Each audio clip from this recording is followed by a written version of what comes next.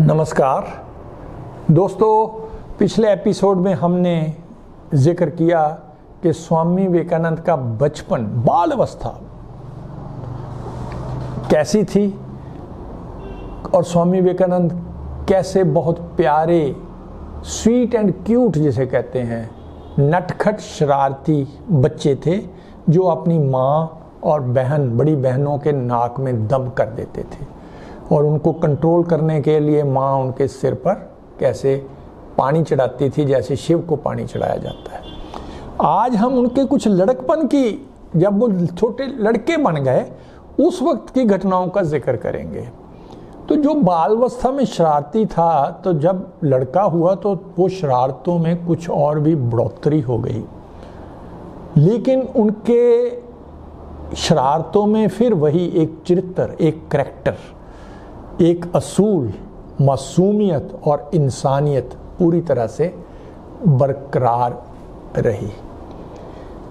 जब वो स्कूल में, उस विद्यार्थी जब छोटे बच्चे थे तो एक बार उनका संगति का भी असर पड़ा था। कुछ बच्चे गालियां निकालते थे, उनको पता ही नहीं था गाली का मतलब क्या होता है। घर में आकर भी उन्होंने एक बार गाली निकाल दी। तो उनके पिता का बहुत ही बढ़िया तरीका था सिखाने का, वो मारने पीटने वाले माँ बाप नहीं थे। उन्होंने क्या किया, एक तख्ती पर लिख दिया, आज नरेंद्र ने ये शब्द का इस्तेमाल किया। वो तख्ती पर लिखकर घर की दीवार पर लटका दिया और कुछ नहीं कहा। नरेंद्र जब देखते, बिले उनको बचपन में कहते थे, तो उनको अपने आप महसूस हुआ कि ये शब्द गलत है और मैंने इसको इस्तेमाल नहीं करना। जब वो स्कूल गए तो उनके करैक्टर में एक सच्चाई और सिद्धांत लगातार बने रहे। बड़ी अच्छी कहानी, उनका स्टोरी टेलर बहुत अच्छे थे, बातचीत करने की कला उसमें बचपन से ही थी। जब कभी टीचर क्लास से थोड़ी देर के लिए जाते, फुर्सत होती क्लास में, जहाँ आधी छुट्टी होती, तो स्वामी विवेकानंद आमतौर पर जहाँ भी बैठते, नरेंद्र इर्द गिर्द बच्चे उनके बैठते और वो कहानियाँ सुनाते। एक बार ये कहानी सुना रहे थे, लड़के सुन रहे थे, बात तो ये कर रहे थे, तो टीचर ने सोचा कि यहाँ कोई लड़का बातें कर रहा है। तो उसने कहा, मैं टेस्ट करने के लिए देखता हूँ कि मैं जो पढ़ा रहा था बोर्ड पर या अदरवाइज, वो इसका मतलब जो बात कर रहा है वो मेरी बात नहीं सुन रहा। टीचर ने ऐसा सोचा तो उसने नरेंद्र से पूछा कि बता मैं क्या पढ़ा रहा था। नरेंद्र ने वो सारे का सारा चैप्टर जो उन्होंने जो पढ़ा रहे थे वो बोल दिया और सुना दिया। टीचर कन्विंस हो गए कि ये लड़का तो ज़रूर मुझको अटेंटिवली सुन रहा था, ये नहीं बोल रहा था। उन्होंने कहा आप बैठ जाओ और क्लास में इधर उधर देखने लगे कि कौन लड़का बोल रहे थे। उन्होंने फिर एक लड़के को दूसरे को सजा देने के लिए खड़े कर दिया कि आप बोल रहे थे इसका मतलब। लेकिन नरेंद्र फिर उठ के खड़े हो गए। वो कहते, नरेंद्र तुझे तो मैं खड़ा होने के लिए बोल नहीं रहा। तो नरेंद्र ने कहा, नहीं सर, बातचीत मैं ही कर रहा था और ये अगर शरारत है बातचीत करना, तो शरारत का जड़ मैं था। ये था करैक्टर स्वामी विवेकानंद का कि अपने आप मॉरल करेज, कि खुद कहा कि अगर गलती है तो ये मेरी है, इन लड़कों की कोई गलती नहीं है। इस तरह से स्वामी विवेकानंद का दिमाग में एक आत्मविश्वास था और वो लड़कपन से ही जाहिर होता था। और इस बात में उनके पिता उनको बड़े अच्छे ढंग से ग्रूम करते थे, उनका पालन पोषण करते थे। उनके पिता वकील थे, बहुत बड़े वकील थे, दौलतमंद थे। स्वामी विवेकानंद की हर शौक और चाव, हॉबी को पूरा, घर में व्यायामशाला भी थी जिसमें कसरत करते थे, संगीतशाला भी थी जिसमें वो संगीत सीखते थे, और बड़े अच्छे अध्यापक उनको हर तरह की ट्रेनिंग देने के लिए घर में आया करते थे। तो घर की बैठक में उनके पिता विश्वनाथ दत्ता से मिलने बड़े बड़े लोग आते थे, क्लाइंट्स आते थे जो अपना केस डिस्कस करते थे। तो अभी छोटी उम्र में, लड़कपन में ही नरेंद्र उस बैठक में जाकर बैठ जाते थे। कई बड़े लोग महसूस करते थे कि हम इनके पिता वकील से बात करें, ये छोटा लड़का बीच में आकर क्यों बैठ गया। लेकिन उनके पिता उसको इनकरेज करते थे। वो कहते थे इस तरह से तू सीखेगा। कई बार बातचीत होते होते नरेंद्र बीच में बोल पड़ते थे।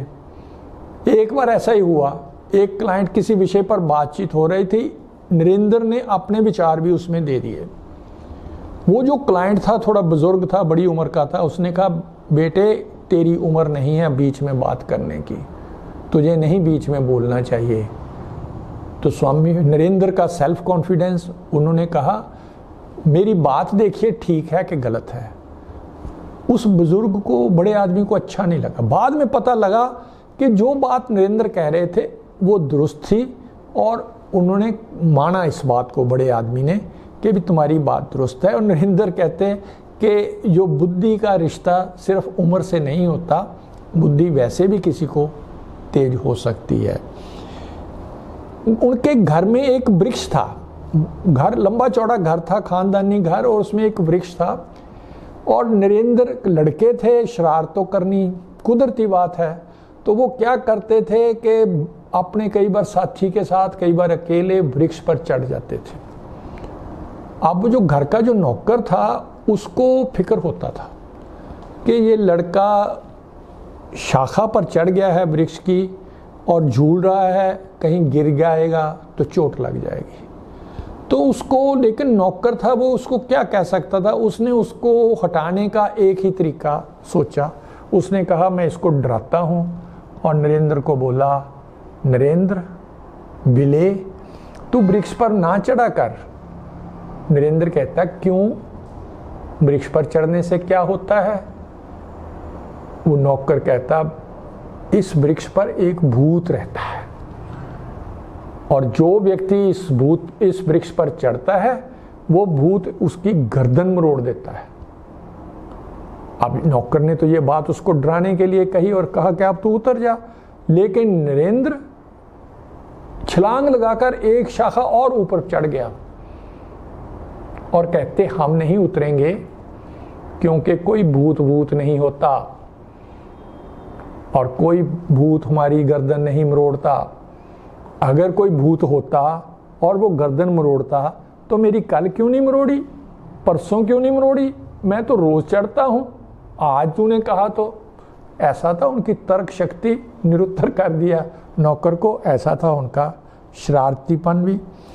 और एक और बड़ी इंटरेस्टिंग घटना हुई है जिससे उनकी इंसानियत और करैक्टर का पता लगता है। कुछ लड़के खेलना चाहते थे। खेल क्या थी, एक झूला बनाना चाहते थे। झूला बनाने के लिए उनको किसी सपोर्ट की जरूरत थी। वो एक शतीर थी, उसकी सेटिंग करके उस पर झूला लटकाकर खेलना चाहते थे। अब वो जो शतीर थी बहुत भारी था। 3-4 लड़कों ने सोचा इसको उठाकर हम बनाते हैं झूला, उनसे उठाया नहीं गया।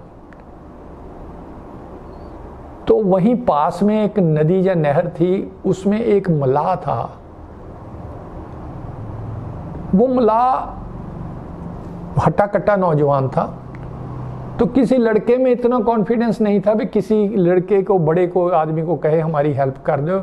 नरेंद्र उनके पास गए, कहते भाई साहब आप हमारी हेल्प करिए, ये शतीर सेट करना है। तो वो मलाह जो था वो आ गया और उसने वो शतीर की सेटिंग कर दी जिससे झूला बन गया। लेकिन अभी वो सेटिंग पूरी तरह हुई नहीं थी कि वो शतीर गिर गया, जिससे उसी नौजवान की जो हेल्प करने आया था उसके सर पर चोट लग गई और वो बेहोश हो गया। जो ही वो बेहोश हुआ तो बाकी लड़के डर के भाग गए कि ये अगर मर गया तो हम जेलों में जाएंगे। लेकिन नरेंद्र वहीं खड़े रहे। उन्होंने उसका ध्यान रखा, उसको पानी पिलाया, उसके खून निकल रहा था उसको साफ किया, उसके घर वालों को बुलाया और उसके लिए मेडिसिन का इंतज़ार किया। और जब उनसे पूछा गया भी आप क्यों नहीं डरे थे, वो कहते मैं क्यों डरता, ज़्यादा से ज़्यादा मुझे पुलिस पकड़ लेती, लेकिन तुम्हारी तो जान को खतरा था, तो तुम्हारी जान बचानी ज़्यादा इम्पोर्टेंट है, बेशक हमको इसके लिए कोई खतरा भी लेना पड़े। तो इस तरह का उनका लड़कपन था जिससे ये सिद्ध होता है कि उन्होंने जो बातें बचपन में शरारती की, बहुत छोटे बाल अवस्था में, वही फिर लड़कपन में भी वो शरारतें खूब खुलकर सामने आई, लेकिन उन शरारतों में इंसानियत, मासूमियत, भोलापन और एक चरित्र स्पष्ट दिखाई देता है, जो कि उनकी महानता के लक्षण थे। धन्यवाद, नमस्कार, आदाब अर्ज़, सत श्री अकाल, जय हिंद।